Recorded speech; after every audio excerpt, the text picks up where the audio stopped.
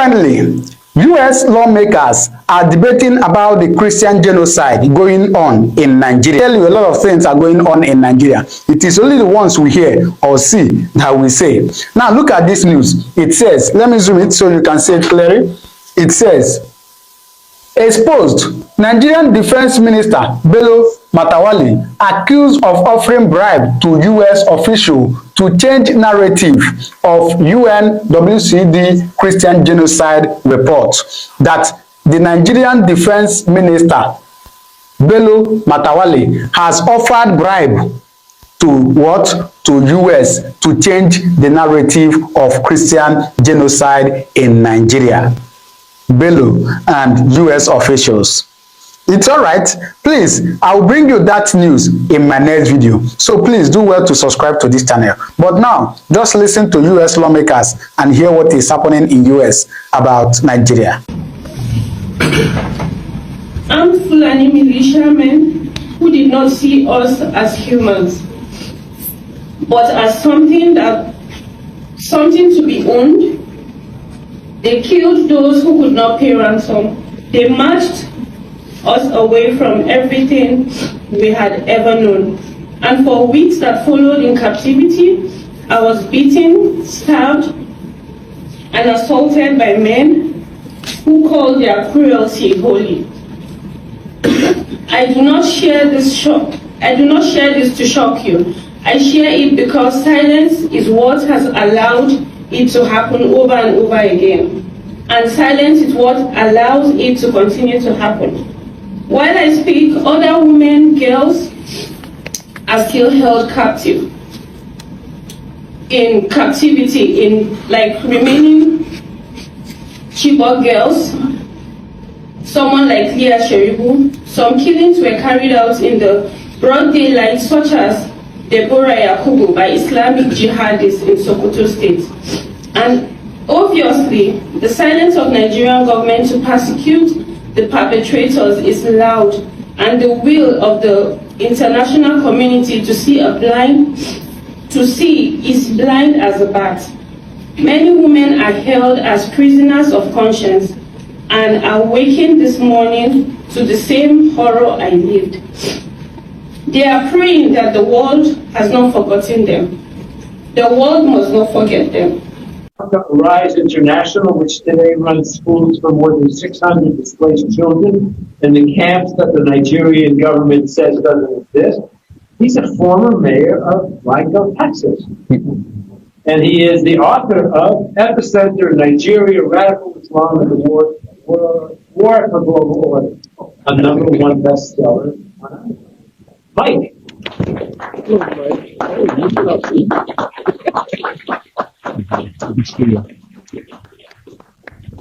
Thank you.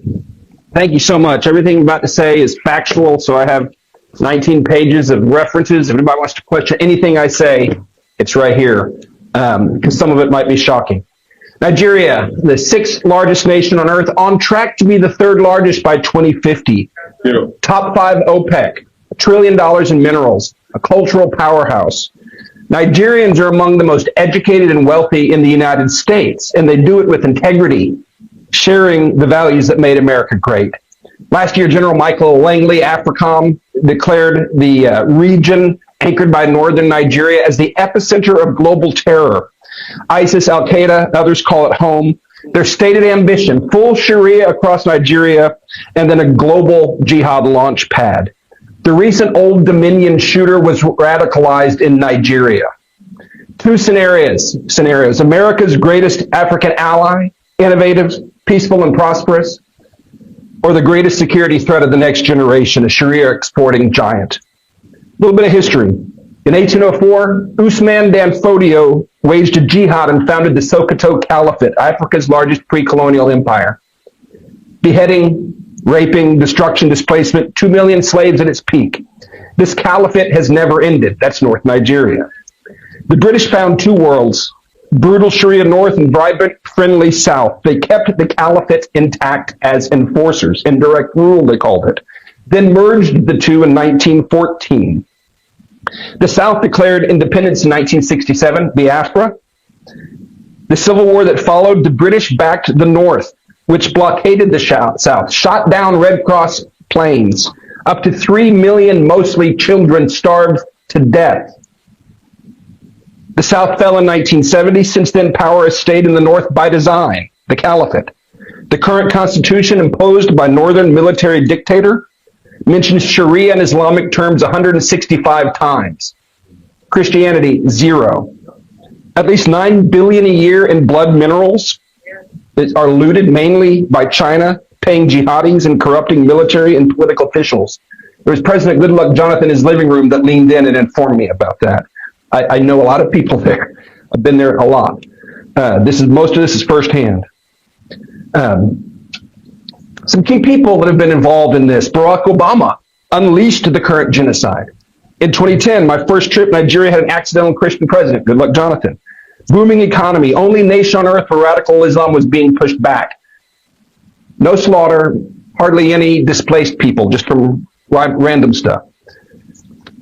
A northern warlord challenged Muhammadu Buhari, publicly called for Sharia law across Nigeria and globally. Boko Haram chose him to mediate with the government. Tinubu helped get him in office, the current president. David Axelrod was his campaign advisor. Obama blocked U.S. counterterrorism support to Jonathan, blocked other nations from helping. Jihadists flooded in from North Africa, villages massacred, millions displaced, raped, enslaved, kidnapped, churches burned. Buhari ran on ending the insecurity. It only got worse. Another person, the Sultan of Sokoto. He's like Pope and King to 108 million Muslims. Dan Fodio's 20th generation successor. He was a Nigerian general deployed to Pakistan and Afghanistan during the War on Terror, when we captured Nigerian fighters alongside Al-Qaeda and the Taliban. He returned and assumed the throne in 2006, and international terror tactics and organizations appeared soon after. He has never decreed an end to the killing or mineral looting in his domain, but he's called social media a terror organization. In 2025, he publicly supported the push for Sharia in traditionally Christian southern states. President Bola Tinubu, if that's his real name. In 1993, he forfeited $460,000 to a federal court in Chicago and fled the United States. That was proceeds from a heroin trafficking ring, which, by the way, heroin funds 37% of jihad around the world. He has appointed a man to rewrite the national curriculum whose defining credential is the book, The Islamization of Knowledge, which explicitly calls for intellectual jihad to oust Western education from nursery schools up to universities. This is academic Boko Haram by definition. And this is the guy that Tinubu put in charge of the curriculum of 50 million African Nigerian children. His new defense chief called the terrorists prodigal sons who deserve rehabilitation. That's the defense chief. NSA Nuhu Ribadu personally called me on October 5th to be Nigeria's Jane Fonda. It is documented he armed Miyadi Allah, the Fulani militia chaired by the Sultan, and named in HR 7457 for potential FEO organization. He has publicly called the terrorists brothers. Mossad Bulus, Trump's senior advisor for Africa and the Middle East, holds multiple citizenships, including Nigerian, lived in Lagos for decades. He parrots verbatim talking points of terror-linked northern imams. He is CEO of his family company, which currently profits from multi-billion-dollar no-bid contracts issued by the Tinubu administration, issued to his business partner. He sells the heavy equipment to build the no-bid $13 billion in projects. This is Trump's senior advisor. He's also Tiffany Trump's father-in-law. Examples of ongoing failures and impunity. Ngoshe, Borno State, wiped out in the Gwoza massacre of 2014. The government recently assured refugees in Cameroon it was safe for them to return, paid them to return. Within weeks, on March 3rd, Boko Haram slaughtered dozens, more than 300 abducted into slavery, including the wife and daughter of a friend of mine. The military was largely AWOL. The attacks continue there. Deborah Samuel Yakubu, 2022, college student. After finals, she posted on WhatsApp, "Jesus is the greatest. He helped me pass my exams." The next day on campus, as professors and police watched, she was beaten, stoned, tires heaped on her, and burned alive, while students filmed selfies in front of the flames celebrating. The deputy imam of the National Mosque, who performed President Buhari's daughter's wedding, publicly justified the killing within 24 hours on his own Twitter account. No one was punished. Nnamdi Kanu, British Nigerian broadcaster from London, illegally abducted from Kenya, tried under a defunct law, now serving life in Sokoto prison for words spoken in Great Britain. Meanwhile, the Northern Imam just recently offered a 1 million naira bounty for the head of a pastor, then doubled it to taunt his critics. No charges, no condemnation from officials. I've been corresponding with the guy. He helped him get to a safe house, but he and his family are in danger and they need help. The Nigerian government goes to great expense to rehabilitate the killers while millions of innocent displaced victims are denied, neglected, and dying. The narrative war. The farmer herder and climate change framing started in the Obama State Department. The original reference document was written by a career Sharia propagandist hired by George Soros. At least $10 million confirmed U.S. lobbying contracts are now running. Former Trump administration officials, Nigerian government lobbyists, Northern Imams, foreign agents, conflicted advisors, and now even Russian state television are among those working to shield this regime from accountability. The real narrative is this. Nigeria is in the throes of an Islamic conquest. Since 2009, they have slaughtered as many as 125,000 Christians and 60,000 Muslims. This is not simply religious freedom issue. This is national and global security. The emergency, as many as 10 to 12 million, mostly youth, are now displaced. 50-60% chance of radicalization by 2030 without intervention. Most are denied by the government, who call them beggars and criminals. Without intervention, this could yield 5 to 6 million more jihadists over the next 5 to 6 years. Intervention is not hard. The international community has the money and the mandate to help if the displaced are simply recognized. In 2015, the UNHCR documented multiple displacement camps in Abuja. Today, they deny those camps exist. I have run schools in those same camps since 2020. They do exist. I affirm the cycle of violence is not inborn or inevitable. A lot of Americans write it off. Oh, that's just what they do. Yes, the children who saw their parents hacked to death often come to our schools wanting to go back and get revenge. But I can tell you, with an education, they gain character, hope, and vision, and they want to go back to rebuild. What must happen? Nigeria has long been strangled by radical Islamists, predatory extraction, globalist meddling, and institutional corruption. Working with the Nigerian government to end the genocide is like working with the Third Reich to end the Holocaust. They smile and spin as they wait for Trump to leave office. Since CPC designation, killing and impunity have only gotten worse. Sanctions will not work. Visa bans will not work. They're ideologues, and they'll just pivot east. Intentional denial of recognition and aid to displaced people, intentional denial of recognition and aid in this circumstance meets the legal standard of genocide. This is provable. Indict the Tinubu administration. Arrest them. They're guilty of genocide. And it's provable. Conduct a valid census and evidentiary briefing of the displaced. They are our witnesses to genocide and they need help. Investigate the Sultan of Sokoto as a terror sponsor. Circumstantial evidence demands it. We know where the militant camps are. Wipe them out. Bring the enablers to justice. Demand the release of Mazi Nnamdi Kanu and other prisoners of conscience. Offer asylum protection to them and others threatened by this regime. Ensure a free election in 2027. It can be done for the cost of a Tomahawk missile volley. Tinubu was declared the winner with less than 9 million votes in a nation of 230 million. A free election changes everything. Let the people vote on a new constitution and self-determination. Like so many other British colonial contraptions designed to fail, separation is likely inevitable, and it is just. The time is now. Nigeria is at a crossroads. It will become either a peaceful, prosperous ally or a massive launchpad for global jihad. There is no going back to the status quo. If the world turns away after this unprecedented scrutiny, the backlash will be bloody and absolute. The window is closing. We must call this what it is and intervene now, or the current genocide will grow and draw more innocent blood, not just there, but here in the United States. Thank you. President Trump reinstated that CPC designation. And here's why. Because we know that there has to be some external pressure to help change and shape behavior. And as we were moving through this and we were having our briefings and we were understanding what was going on, and I believe, if he hasn't spoken already, I believe Riley Moore will be here as well, and some of the work that he had done. We were in on some joint hearings.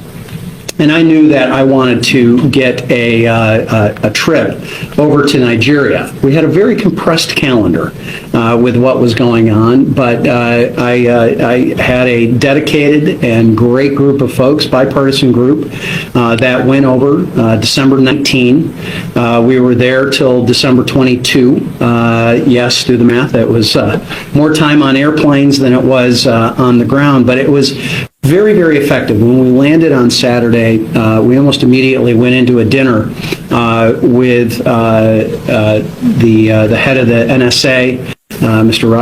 Rabadu, and Minister Musa, and a number of others. The foreign minister was not there. He was with the president. He was with President Tinubu in Lagos at the time. But it was a large, productive, long dinner, and I thought that was helpful. At the end of that dinner, I was talking to Minister Musa, former General Musa, and he was asking, well, what does tomorrow look like? And I indicated to him that we would be actually going to a church service, a Christian Reformed church service, and the head of the Christian Reformed Church Nigeria, Reverend Magaji, has become a good friend, and he and I had never met in person, but we had met a number of times over Zoom. And we were going to the church, and Minister Musa said, where is it, and what's the name of it, and I may join you. Well, sure enough, he came. And I felt like that was a bit of a turning point. I hope it was a turning point. He ended up doing a number of interviews after the church service as well, where he reinforced this notion of this not just being hooligans and people that were out. He was calling them out with ill intent. He was calling them terrorists. And I think that's the appropriate language to be using. And no doubt, Nigeria is extremely complicated. There's a number of factors. I keep getting asked by the media, yeah, but this isn't just about religion. And as I actually said to a reporter yesterday, I said, could you tell me what conflict in the world is only about religion? Right? It's about power. It is about money. It's about a number of things that always are happening there. But I think some of my colleagues are denying the flip side of the coin when they say, well, this is just about herdsmen and property owners and conflict. Well, they are missing the other side of that coin, which is the religious motivation behind oftentimes those actions. And we have to acknowledge that. They haven't seemed to have been able to acknowledge that. I hope that they're able to come along and understand that and be able to acknowledge that. But you know, we saw the strike happen on Christmas Day. I kind of wondered to myself if they would have maybe delayed it a little bit because we were in country. I'm glad we didn't find out. But we still saw, however, attacks afterwards. And we know that this has not been fixed. Now, I'm not anticipating that this is a just flip a switch kind of moment, but we have to see a commitment, not just words, out of the Tinubu government. We have to see actions. As part of our meetings that we had there, we met with the governor of Plateau State. As well, and heard his perspective about some legislative actions that were going on, about the debate about whether states should have their own police force as well versus just relying on a national police force that oftentimes isn't as responsive as it needs to be. The debate about whether others besides the Fulani who should be able to have weapons for self-defense. There's a number of debates that are happening within Nigeria, and I'll let the Nigerians sort through that, but I believe one of my job and one of our jobs writ large here is to check in make sure that they know that we are watching, we are paying attention, we are taking this serious, and we need to see serious actions on their part as well. Part of that was Chairman Smith's resolution that I'm proud to co-lead that really confirmed the President's CPC designation. It calls out the Fulani Herdsmen Association and some other organizations like that who I believe meet the criteria for being sanctioned, for having some tougher scrutiny put to them. But we know that there's a long ways to go on Nigeria. Just pleased to be a part of hopefully what is going to be a solution. I'm just pleased to see the U.S. government and the President and Congress rising up and saying this isn't acceptable. And I've said this before in some interviews. We cannot allow another Rwanda to potentially happen. And what happens when we wake up one day and that is the case? We would have nobody to blame but ourselves. So this is, I believe, the proper actions. And I think I also was asked yesterday by this reporter, well, what was the message that you wanted sent when you were there? First and foremost, it was, hey, we are watching. And I can tell you, showing up that close to Christmas, there was a number of people that ended up coming back to Abuja because they understood that we were serious when we were showing up and asking for meetings on December 20 and December 21, the week of Christmas.